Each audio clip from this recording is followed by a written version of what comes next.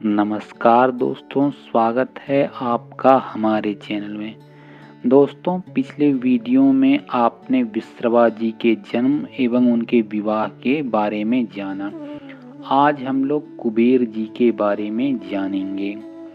कुबेर जी जो कि रावण के सौतेले भाई थे, कैसे यह धनाध्यक्ष हुए, धन के स्वामी हुए और देवताओं के धन के मालिक बने, धन के स्वामी हो गए, इस विषय में आज हम लोग जानेंगे। दीपावली के दिन लक्ष्मी और गणेश की पूजा के साथ ही कुबेर जी की भी पूजा की जाती है। तो आज हम लोग जानेंगे कि किन कारणों से ये धन के स्वामी, धनाध्यक्ष का पद इन्हें प्राप्त हुआ। पूर्व जन्म में कुबेर गुणनिधि नाम के एक ब्राह्मण थे, जिन्हें शास्त्रों का पूरा ज्ञान था। इनके मन में निर्जीव प्राणियों के प्रति बहुत ही दया की भावना थी। ये बहुत ही धार्मिक प्रवृत्ति के थे। शास्त्रों में इनके बारे में वर्णन मिलता है कि ये बहुत ही धार्मिक हुआ करते थे और धर्म कर्म में विश्वास रखते थे, लेकिन बुरी संगति में पड़ने के कारण उनके सारे अच्छे गुण समाप्त हो गए और ये जुआ भी खेलने लगे और जुआ में धन की पूर्ति के लिए ये चोरी भी करने लगे और मंदिरों में भी ये चोरी करते थे। जब ये बात इनकी माता को मालूम हुई तो उन्हें दुख हुआ, लेकिन पुत्र मोह के कारण इन्होंने अपने पति से इस संबंध में कुछ भी नहीं बताया, जिससे गुणनिधि अपने घर की ही सारी संपत्ति को नष्ट कर दिया जुए में। एक दिन किसी तरह से जब इस बात का पता गुणनिधि के पिता को चला तो वह अपने पुत्र से क्रोधित होकर वन को चले गए और इधर अपने पिता के डर से गुणनिधि भी जंगल में जाके छिप गए। गुणनिधि वन में भागते भागते शिव जी के एक मंदिर में जा पहुँचे। कहते हैं कि वो रात शिवरात्रि की रात थी और गुणनिधि भूख और प्यास से विचलित होकर मंदिर में प्रसाद को देखकर उनकी भूख और जाग उठी। वह मंदिर के पास छुपकर बैठ गए और सोचा कि जब शिव भक्त वहां से चले जाएंगे तो वह प्रसाद चुरा कर ले लेंगे। और जैसे ही उन्होंने देखा कि सब लोग जा चुके हैं तो वह फल चुरा कर भागने लगे। तभी उनके पैर को एक पुजारी ने पकड़ लिया और उन्होंने गुणनिधि पर बाण चलाए, जिससे गुणनिधि के प्राण निकल गए। जब यमदूत गुणनिधि को ले जाने लगे तब भगवान शिव की आज्ञा पाकर यमदूत के गणों ने गुणनिधि को यमराज से छीन लिया और शिवलोक ले गए।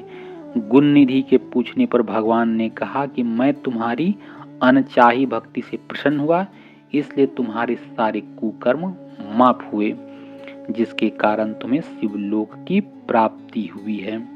इसके बाद ही अगले जन्म में कुबेर विश्रवा जी के पुत्र के रूप में जन्म लेते हैं। विश्रवा जी की जो पहली शादी भरद्वाज जी की पुत्री देवांगना से हुई थी, उन्हीं के पुत्र के रूप में कुबेर जी का जन्म हुआ, जो कि त्रिलोक में बहुत ही प्रतिष्ठित और अपने गुणों के कारण विख्यात हुए। ये अपने पिता के ही समान थे तथा ब्रह्मा जी भी कुबेर जी की काफी प्रशंसा किया करते थे। इनके तपस्या से प्रसन्न होकर ब्रह्मा जी ने उन्हें मनोवांछित और श्रेष्ठ वर देकर अखंडित धनेश्वरता दी आने की, कभी न नष्ट होने वाली धन की पदवी इन्हें प्रदान किया। ब्रह्मा जी के वरदान से धनाध्यक्ष ये हो गए और कुबेर के पद को इन्होंने प्राप्त किया।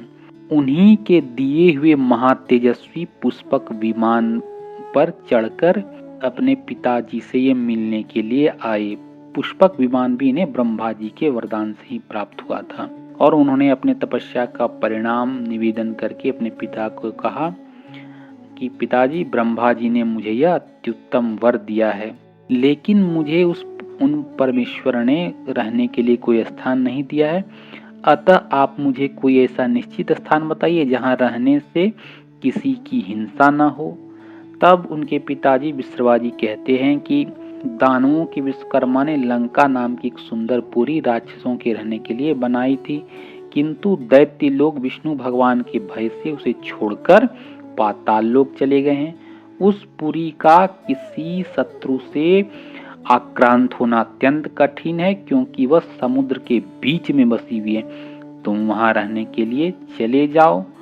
उस पुरी पर इससे पहले और किसी का अधिकार नहीं हुआ।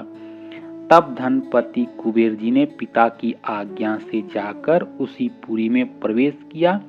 वहां अपने पिता की सम्मति से उन्होंने बहुत समय तक निवास किया। कुबेर जी का विवाह मुरा नामक राक्षसी के पुत्री से हुआ और इनके 2 पुत्र नल कुबेर और मणिग्रीव हुए और इनकी एक पुत्री मीनाक्षी थी। नल कुबेर की ही पत्नी अप्सरा रंभा थी, जिसका शील भंग रावण ने किया था, और क्रोधित होकर नल कुबेर ने रावण को यह श्राप दिया था कि तुम अब से किसी भी स्त्री का उसकी इच्छा के विरुद्ध अगर स्पर्श करोगे तो तुम्हारे सर के 100 टुकड़े हो जाएंगे। तो मित्रों, यह कथा कुबेर जी के विषय में थी। आपको यह जानकारी कैसी लगी हमें जरूर बताएं। वीडियो को लाइक और चैनल को सब्सक्राइब जरूर करें। अगले वीडियो में हम रावण के विषय में जानेंगे।